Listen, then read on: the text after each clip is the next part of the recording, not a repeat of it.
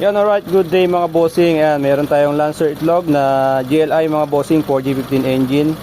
Ayan, isi-share ko sa inyo paano mag-timing nitong distributor gamit itong timing light mga boss. So ito matagal ko nang gamit na timing light to.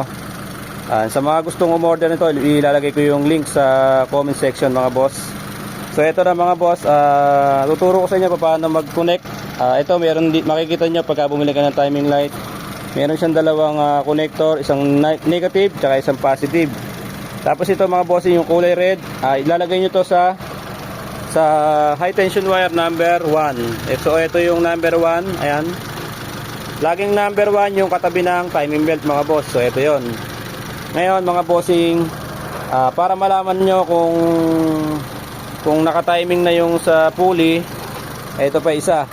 Kailangan yung i-connect to.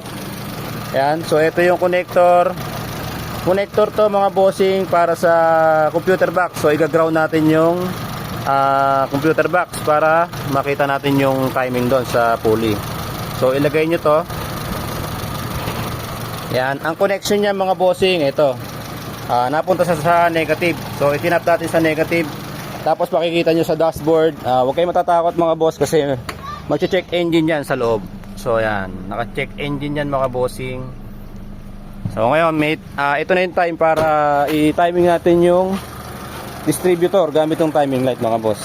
So yan, pakita ko sa inyo kung nasaan yung timing natin. Naglagay pala ako ng marking mga bossing. So yan, pakita ko sa inyo.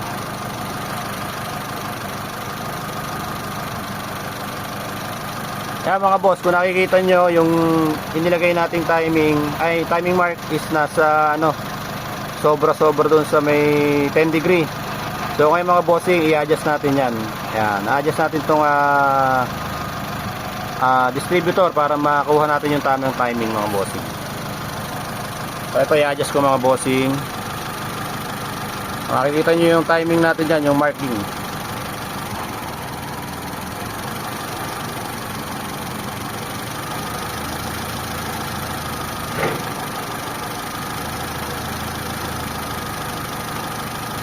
So ay mga boss, kung nakikita nyo, nasa 8 degree. Yan, sa 8 degree ko nilagay mga bossing kasi yun yung tamang timing mga boss. Yan. Ay makita nyo, mayroong number 10 no. So pagitan ng 5 tsaka 10, doon nyo ilagay yung timing nyo para maganda yung sunog ng spark plug. Maganda yung magiging Tapos magiging responsive yung nyo, yung makina nyo mga boss pagka doon nyo nilagay. Kaya pagka pwede nyo nang higpitan itong 12mm na bolt. So yan, pagka na-timing nyo na yan, pwede nyo nang higpitan mga bossing. Yan. Make sure mga bossing pagka nagta-timing kayo, mainit na yung makina para makuha nyo talaga yung tamang timing. Yan, so okay na to mga boss.